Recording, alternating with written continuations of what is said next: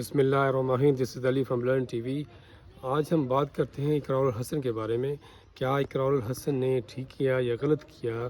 میرے خیال میں انہوں نے بہت ہی ٹھیک کیا ہے، اور یہ جو قدم انہوں نے اٹھایا ہے اپنی زندگی کو، اپنی جان کو، اپنی فیملی کو انہوں نے اس مشکل میں ڈالا ہے، کیونکہ حق خطیب اور اس طرح کے اور چیلے اور اس طرح کے جو بنی ہوئے ہیں قسم کے لوٹ مار والے جگہ، شرک کی جگہ بنی ہوئی ہے، تو وہ ان کی جان کے پیچھے پڑ جائیں گے، ان کی فیملی کے پیچھے پڑ جائیں گے، ان کو نقصان پہنچائیں گے۔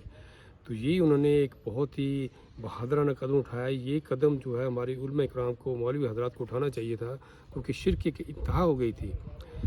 لوگ وہ اپنی جو مشکلات میں لوگ پھنسے ہوئے ہوتے ہیں، بیمار ہوتے ہیں، مایوس ہوئے ہوتے ہیں، تو وہ مایوسی تو ہونا نہیں چاہیے، لیکن بیچارے لوگ غریب لوگ ہوتے ہیں جو ان کو کہیں نظر نہیں آتا، تو وہ ان کے جو ان کی ایڈورٹائزمنٹ ہو رہی ہے فیس بک پر، یوٹیوب پر، کہ یہ آ گیا جناب، اس کا جناب بندہ کھڑا ہو کے چلنا شروع کر دیا، تو اس طریقے سے نہیں ہوتا۔ ٹھیک ہے، دعائیں اللہ سبحانہ تعالیٰ قبول کرتا ہے، لیکن اب حال دیکھ لیں، وہ شو کرتا ہے اور جناب شف والی سرکار ہے، جناب بندہ اٹھ کے جناب چلنا شروع ہو جاتا ہے۔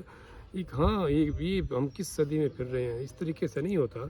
تو اگر یہی ہے تو اپنے جا کے ہسپتالوں میں بیٹھ جائے، جا کے شف کرے اور لوگوں کو اٹھائے وہاں سے جو بیمار پڑے ہوئے ہیں۔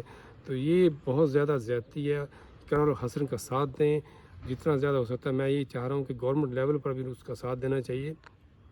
اس طریقے کے شرک کے اڈوں کو ختم کرنا چاہیے، جو اپنی جیبیں بھر رہے ہیں، لوٹ مار کر رہے ہیں۔ انہوں نے اپنے چیلے پالے ہوئے ہیں، لوگوں کو کہتے ہیں جی ہاں آئیں جی، دیکھیں جی میرا بھائی تھا، میرا بیٹا تھا، میرا فلاں تھا، وہ اٹھ کھڑا ہوا، ویل چیئر سے اٹھ کھڑا ہوا، اس کی آنکھوں میں کس نے جادو کیا ہوا تھا، ٹونے کیے ہوئے تھے، تعویذ تھے، فلاں تھا، یہ اس کی ٹانگ سوجی ہوئی ہے جناب، اٹھ کے بھاگنا شروع ہو گیا جناب، اس کو نظر نہیں آ رہا تھا، نظر آنا شروع ہو گیا۔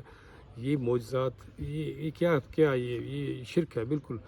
تو میری اپیل ہے تمام علماء کرام سے، مولوی حضرات سے، عام عوام سے بھی، تو اس کا کھل کر ساتھ دیں۔ اسپیشلی جو گورنمنٹ لیول پر ان کو بائیکاٹ کیا گیا، ان کو ان کے جو ڈپٹی کمشنر جو ہے ادھر کا یا جو بھی ہے، تو وہ بجائے کہ اقرار الحسن کا ساتھ دے، انہوں نے حق خطیب کا ساتھ دینا شروع کر دیا، راستے میں کنٹینر ڈال دیے۔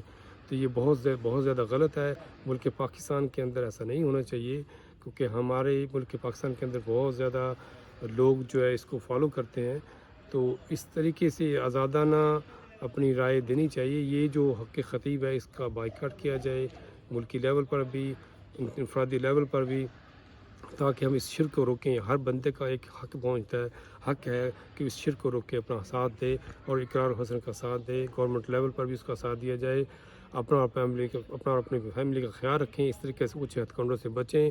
اللہ سبحانہ تعالیٰ نے کلیئرلی بتا دیا ہے کہ قرآن و سنت کو فالو کریں۔ اگر کسی پہ جادو ہو گیا ہے تو آخری دو جو ہماری صورتیں ہیں اس کو پڑھیں، صورت فلق اور صورت الناس، یا اس کے علاوہ کسی جو اول العلم جو ہے، جو کیا کہتے ہیں، جن کے پاس نالج ہے ان کے پاس جائیں، تو اپنا علاج کرائیں، پراپرلی علاج کروائیں، ڈاکٹر کے پاس جائیں۔ تو یہ ضروری بجائے کہ ان جیسے ہو کرنوں میں پیسے دینے کے بجائے آپ خود کوشش کریں، اس پر عمل کریں، قرآن پاک کی تلاوت کریں، اللہ سبحانہ تعالیٰ کے حضور دعائیں کریں اور پراپر علاج کروائیں۔